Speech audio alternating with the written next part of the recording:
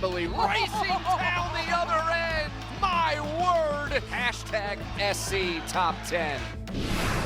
And we get things rolling with the Spurs and the Rockets. Wemby, KD, everybody's looking for that one. And we got Big Perk to help us out with this highlight. There is De'Aaron Fox. More on him in a moment, Perk. But early fourth quarter, this is what we wanted, right? Nephew versus Unc. And I love it. The two-man game. Stephon Castle tonight had 13 assists. You love to see the growth out of him, and you love to see Wemby rolling to the basket. Oh, my God. KD with the cross and the finish. Hey, he still got it, dog. Don't get it twisted. Rockets were down 6. We go to the fourth quarter. You mentioned Castle, another lob there for Wemby. That is too easy. And then about a minute later, the Rockets are down 8, and we get some chippiness here, Perk.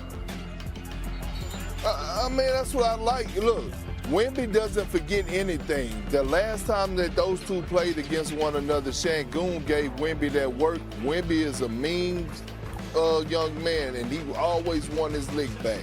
He ended up getting a flagrant 1. That was his 5th foul. But Shannon, how about his line? 25 points, 9 rebounds, 8 assists. So we got less than 4 to play. The Spurs are up 3. Wemby's going to miss. Castle the rebound and kicks it out to Julian Champagnie, knocking down the 3. He had 22. The Spurs were up 6. But once again, it's Wembanyama doing things all over the court. 22 points, 8 rebounds. Spurs win it 121-110. They are now 4-0 at home to start the season. So, this was another big test for them early on, and the Spurs once again passed. What has their play up to this point told you about what they could accomplish this season? Well, one, they're going to make the playoffs. I believe that their ceiling is the second round, which is saying a lot.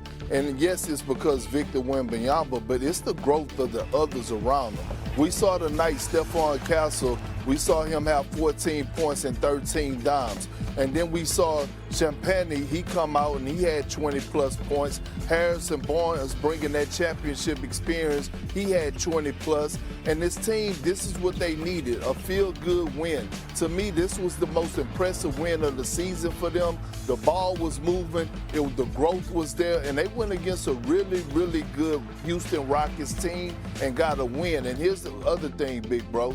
De'Aaron Fox is coming back tomorrow. Yep. So that's going to make them even more dangerous. Yeah, you forget that he hasn't been out there yet, and they're off to such a good start. All right, well, let's check out what happened between the Bucks and the Bulls, because Chicago's gotten off to a great start. There's Giannis, and he came out with ill intention. We pick it up, Perk, here in the third quarter. Off the inbounds, Gary Trent Jr. to Giannis, spin, dunk, but his team is still down 2. A little bit later, now they're up 7 off a turnover. Giannis with the crossover. All right, Perk, so he had 22 points through 3 quarters. His team was up 5. But in the fourth quarter, Perk, Giannis started going at that Bulls defense like they owed him money. Yeah, I mean, look, he's the most dominant player in the league, one of the most dominant players in the history of the game. And you say he's coming down the lane with bad intentions and snatching the screws out the rim. I mean, just whatever he wanted to do, he was able to get it done. You see the counter up there in the upper left corner. This is how many points he's got in this fourth quarter. He's got 10. They back off of him. He knocks down another 3. He's up to 13 in the fourth quarter alone. And when he's playing like this and knocking down open jump shots, there's nothing he can't do. It's nothing. He's the most dominant player in the league, the best player in the Eastern Conference, one of the best players in the game. And you just see the ball movement, the pace that the Bucks are playing with. Dude, he had 19 points in the fourth quarter, finished with 41 points, 15 boards, 9 assists. His 56th career 40-point game breaks the tie with Kareem for the most in Bucks history. They win it 126-110. All right, so let's talk about Giannis here because have gotten off to a start this season, but Giannis like, yeah, y'all ain't ready for this right now. He led the team in points, boards, blocks, and assists. He will have to maintain a certain level if the Bucks are going to go deep into the playoffs, obviously. But what level are we talking about here, Perk? Oh, he's going to maintain this level. And here's the thing.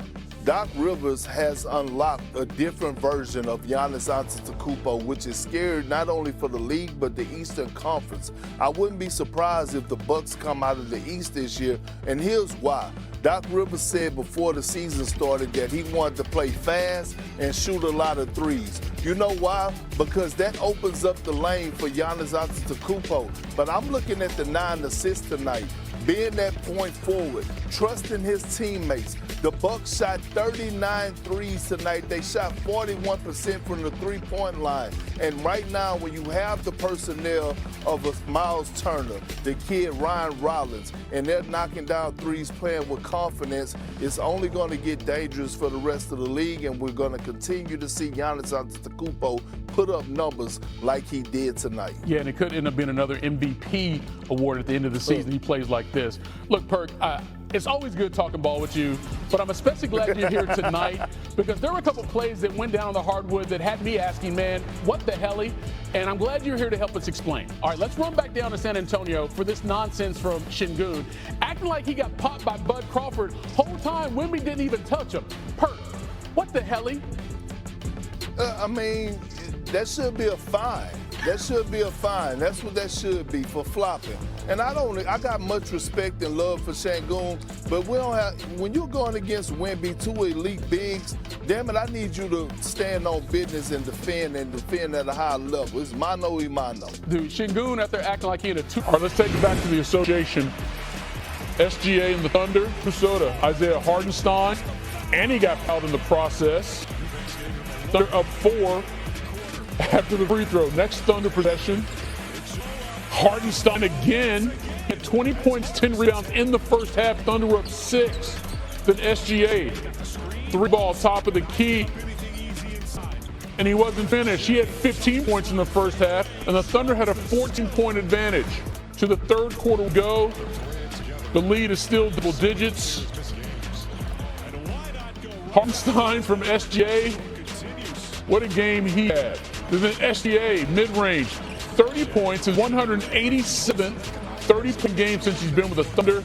I mentioned Hartenstein. Well, he had 33 points and 19 rebounds. And the Thunder 9-1 to start the defense of their NBA title. Also on the hardwood Friday, Ja Morant and the Grizz hosting the Mavericks. We're halfway through the first quarter, and Ja going one-on-one with D'Angelo Russell. Now he's in the post, gets it to go, and oh, did he give D'Lo the tiny sign?